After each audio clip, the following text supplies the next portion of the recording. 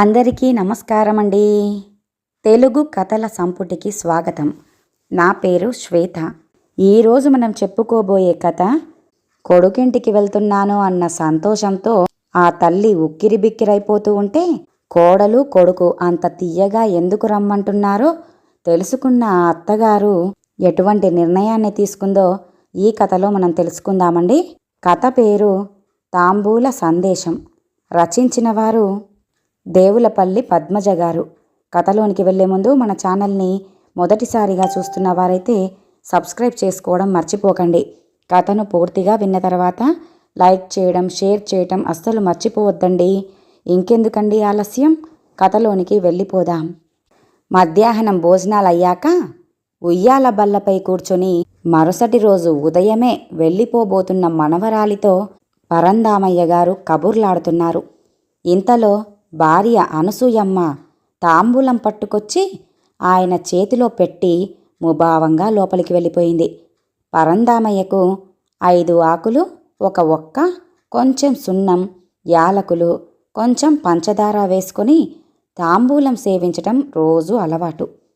రోజు భార్య ఇచ్చిన తాంబూలం తెరిచి అన్నీ ఉన్నాయో లేవోనని ఒకసారి చూసుకొని నోట్లో వేసుకుంటారు. ఇప్పుడు కూడా అలాగే తెరిచి చూస్తే పిన్నులతో డిజైన్ చేసినట్లుగా కనిపించింది. ఏమిటబ్బా ఇలా ఉంది అని అనుకుంటూ పూర్తిగా తెరిచి చూస్తే పిన్నుతో అందంగా చెక్కినట్లుగా ఏవేవో అక్షరాలు ఉన్నట్లుగా గమనించి దీర్ఘంగా పరిశీలిస్తే ఇంగ్లీషు అక్షరాల్లా గోచరించాయి. జాగ్రత్తగా అన్నీ పక్కకి తప్పించి ఒక్కొక్క ఆకుని పరిశీలిస్తే మొదటి దానిపై గో అని ఉంది. ఒకదాని తర్వాత ఒకటి టు లైక్, డోంట్, ఐ అని ఉన్నాయి తారుమారుగా. సరిగ్గా క్రమ పద్ధతిలో అమరిస్తే I don't like to go అని రాసుంది. అమ్మ అనసూయ, నీ భాషా పరిజ్ఞానం నా మీద ప్రయోగిస్తున్నావా? నీకు బోల్డ్ ఇంగ్లీషు వచ్చేసిందిలే, నాకు తెలుసు అని అనుకుంటూ ముసిముసిగా నవ్వుకుంటూ తాంబూలం వేసేసుకున్నారు. మనవరాలు రేణుకతో మాట్లాడుతూనే మనసు మాత్రం అనసూయమ్మ మీదికి మళ్ళీపోతోంది. ఎందుకు రాసుంటుందిలా? ఇచ్చేటప్పుడు కూడా ముభావంగా ఇచ్చి వెళ్ళిపోయింది. నిజంగానే వీళ్లతో వెళ్ళటం ఇష్టం లేదా? ఎందుకు బాధపడిపోతోంది?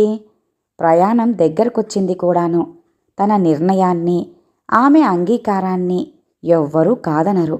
మరి తన ఇష్టంతోనే కోడలితో కొడుకుతో వెళ్ళటానికి ఒప్పుకున్న తర్వాతే కదా ఈ ఏర్పాట్లన్నీ చేసింది అని అనుకుంటూ మనవరాలు రేణుని లోపలికి పంపించి ఉయ్యాల బల్ల మీదే ఒరిగి ఆలోచిస్తున్నారు. ఇప్పుడేం చెయ్యాలి? 3 నెలలు నన్ను వదిలి ఉండలేక నాకు భోజన సౌకర్యం ఉండదని వెళ్ళనంటోందా? లేదా నా ఆరోగ్యం మీద బెంగపడుతుందా? మరి లేకపోతే తనకే ఇంకేదైనా సమస్య ఉందా? ఏంటి, ఎలా తెలుస్తుంది అని పరిపరి విధాలుగా ఆలోచించడం మొదలుపెట్టారు పరందామయ్య గారు. ఇంతమంది ఇంట్లో ఉండగా విడిగా తనను పిలిచి మాట్లాడితే అంత త్వరగా చెప్పదు, మొహమాట పడిపోతుంది. పరందామయ్య గారి బంధువులు, అక్క చెల్లెళ్ళు, బావమరుదులు అంతా రావటం వల్ల అనసూయతో మాట్లాడడం వీలు చిక్కటం లేదు. బయటికి వెళ్ళి ఫోన్లో మాట్లాడదామంటే అది ల్యాండ్ ఫోను, హాల్లోనే ఉంటుంది, మాట్లాడడం కుదరదు. అసలు కారణం తెలిస్తే ఉపాయమో లేదా పరిష్కారమో ఆలోచించొచ్చు. అన్ని ఏర్పాట్లు చేశాక తన మీదకి సమస్య వదిలేసిందంటే ఖచ్చితంగా తన మనసు బాధపడే సంఘటన ఏదో జరిగే ఉంటుంది. ఇప్పుడేం చెయ్యాలబ్బా అన్న ఆలోచనలతో మనసు కొట్టుమిట్టాడుతుంది ఆయనకు. పరందామయ్యకు ఒకే ఒక్క కూతురు, ఒకే ఒక్క కొడుకు. కూతురు ప్రభుత్వ కళాశాలలో లెక్చరర్, అల్లుడు విజిలెన్స్ డిపార్ట్మెంట్లో అధికారిగా పనిచేస్తున్నాడు. హైదరాబాదులో ఉంటున్నారు. పెళ్ళైన 10 ఏళ్లలో 2 లేదా 4 సార్లు మాత్రమే వచ్చి ఉంటారు. అల్లుడు మొహమాటస్తుడు, మంచివాడు కూడాను. కొడుకు మురళీధర్ బొంబాయిలో మల్టీనేషనల్ కంపెనీలో పనిచేస్తున్నాడు. మంచి స్థాయిలోనే ఉన్నాడు. వారానికి 2-3 సార్లు ఫోన్లో యోగక్షేమాలు కనుక్కుంటూ ఉంటాడు. 6 నెలలకో ఏడాదికో ఒక్కసారి వస్తూ ఉంటాడు. అరుదుగా కోడలు కూడా వస్తూనే ఉంటుంది. ఈ సంవత్సరం సంక్రాంతికి కుటుంబంతో సహా వచ్చాడు కొడుకు. అందరూ సరదాగా గడిపారు. స్నేహితులను బంధువులను కూడా కలిసొచ్చాడు. కనుమ ముక్కనుమ పండుగలలో ఎక్కడికి వెళ్ళకూడదు కాబట్టి తీరిగ్గా తండ్రితో పాటే గడిపాడు కొడుకు. త్వరలోనే ఆఫీస్ పని మీద లండన్కి వెళ్ళవలసి ఉంది కొడుకు. కోడలు కుసుమ ఒక్కతే పిల్లలతో ఉంటుందని తల్లిదండ్రులను ముంబైకి తీసుకెళ్లడానికి వచ్చాడు కొడుకు. పొలాలు పాడవుతాయి, రావటానికి కుదరదంటే అమ్మనైనా పంపించండి డాడీ అని జాలిగా మాట్లాడాడు. అమ్మతో మాట్లాడు, తర్వాత ఆలోచిద్దాం అన్నారు పరంధామయ్య గారు. కొడుకు పదే పదే బతిమాలేసరికి అనసూయమ్మ కాదనలేకపోయారు. ఆవిడ ఇష్టంతోనే సరే అన్న తర్వాత పరంధామయ్య గారు కూడా ఒప్పుకున్నారు. మరుసటి రోజు ప్రయాణానికి టికెట్లు కొన్నాడు కొడుకు. ప్రయాణానికి అన్ని ఏర్పాట్లు జరిగిపోతున్నాయి. నిన్నటి రోజు మధ్యాహ్న సమయంలో అందరూ ఎవరి పనుల్లో వారు నిమగ్నమై ఉన్నారు. ఇంతలో మనవరాలు చేతిలో ట్యాబ్ లాంటిదేదో తెచ్చి ఆడుకుంటూ, బామ్మ నీకు వీడియో గేమ్ ఆడటం వచ్చా అంటూ అడిగింది. రాదమ్మా అందావిడ. నీకు సెల్ ఫోన్ ఉందా అంటూ మనవరాలి ప్రశ్న. నాకు సెల్ ఫోన్ అవసరం లేదు తల్లి, ల్యాండ్ ఫోన్ ఉందిగా అంటూ బామ్మగారి సమాధానం. బామ్మ నేను నీకు వీడియో గేమ్స్ ఎలా ఆడాలో నేను నేర్పించనా అంటూ కొన్ని ఆటలు నేర్పింది బామ్మగారికి. ఆ సందర్భంలో ఒకటి నొక్కబోయి మరొకటి నొక్కటంతో ఒక సమాచారం బయటపడింది. అది తెలుగులోనే ఉండటంతో మనవరాలికి చదవటం రాదు, అర్థమూ కాదు. ఆ సమాచారం కోడలు తల్లి నుండి కోడలికొచ్చింది. అందులో నీ భర్త లండన్ వెళ్తున్నాడు కదా, అందుకోసం ఇంట్లో వంట పని వగైరా సహాయం చెయ్యటానికి మీ అత్తగారిని నీతో పాటుగా తెచ్చుకో. ఆవిడ బలంగానే ఉందిగా, నువ్వు నీ బ్యూటీషియన్ కోర్సుని పూర్తి చెయ్యొచ్చు, సమయాన్ని వృధా చెయ్యక్కర్లేదు. అంతేకాకుండా వీలు చూసుకొని ఆవిడను మంచి చేసుకొని ఆవిడ పేరుతో ఉన్న 5 ఎకరాల పొలాన్ని నీ కూతురు పేరు మీద మార్చేయించే ప్రయత్నం చేయించు అని ఉంది అందులో. తెలిసి తెలియని మనసుతో మనవరాలు చేసిన పని వల్ల అసలు విషయం బయటపడింది. అంటే ఇంతకాలం కోడలివి నక్క వినయాలన్నమాట. వాళ్ళకి సేవలు చేయించుకోవటానికి మాత్రమే తన అవసరం పడిందిప్పుడు. మనిషి వ్యక్తిత్వం వారి సందేశాలను బట్టి అంచనా వేయొచ్చు.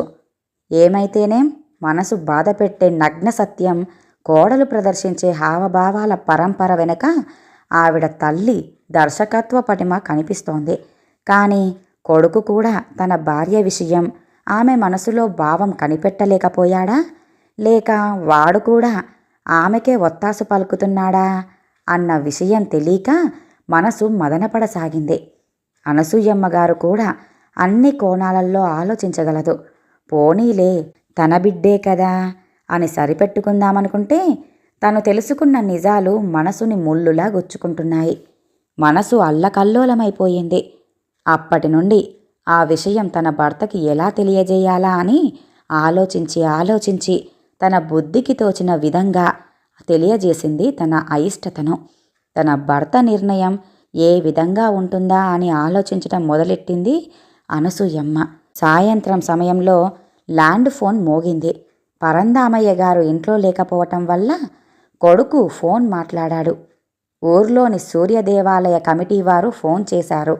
రాబోయే మాఘమాసంలో సూర్యరథాన్ని పరంధామయ్య గారి దంపతులచే మంగళాశాసనం ద్వారా లాగించాలని, కళ్యాణఘట్టం కూడా పరంధామయ్య గారి దంపతుల చేతనే చేయించాలని ఆలయ కమిటీ నిర్ణయించినట్లుగా తెలియజేశారు ఆలయ కమిటీ వారు. కొడుకే ఫోన్లో మాట్లాడడం వల్ల తనే తల్లికి చెప్పాడు. ఆ శుభ కార్యక్రమానికి స్వల్ప వ్యవధే ఉండటం వల్ల తను ఈ ప్రయాణానికి వెళ్ళనక్కర్లేదని సంతోషించింది అనసూయమ్మ.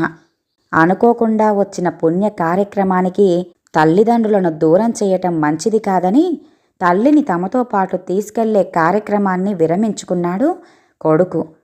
పరంధామయ్య గారు కొంతసేపటికే ఇంటికి చేరుకున్నారు. ఆయన ఇంట్లో అడుగుపెట్టగానే అనసూయమ్మగారు ఆ విషయాన్ని సంతోషంతో చెప్పటం చూసి పరంధామయ్య గారు చిరునవ్వు నవ్వారు. ఏమైతేనేం, నువ్వు కోరుకుంది జరిగింది కదా, బాధపడకు అన్నారాయన. కనీసం తన సమస్యను ఏమిటి అని అడగకుండా, ఎవ్వరినీ నొప్పించకుండా పనులు చక్కబెట్టే ఇలాంటి మంచి భర్త దొరకడం తన అదృష్టమనుకొని మురిసిపోయింది అనసూయమ్మ. మనసులోనే పదే పదే కృతజ్ఞతలు తెలియజేసుకుంటూ భర్త తెలివితేటలకు మురిసిపోతూ సంతోషంగా తన పనిలో నిమగ్నమైపోయింది అనసూయమ్మ.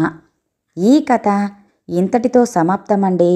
విన్నారుగా, కొడుకు కోడలు అంతగా ప్రేమగా పిలిచినా కూడా ఆ అత్తగారు ఎందుకు కొడుకింటికి వెళ్ళటానికి నిరాకరించిందో. మరి ఈ కథ కనుక మీకు నచ్చినట్లయితే లైక్ చేయండి, షేర్ చేయండి, అలాగే సబ్స్క్రైబ్ చేసుకొని మన ఛానల్ని ఎంకరేజ్ చేయండి. మీ యొక్క విలువైన అభిప్రాయాలను కామెంట్ రూపంలో తెలియజేయండి. ఇంత మంచి కథను మనకు అందజేసిన దేవులపల్లి పద్మజ గారికి ధన్యవాదాలు తెలియజేసుకుంటున్నానండి. మరొక మంచి కథతో మళ్ళీ కలుద్దామండి. నమస్కారం.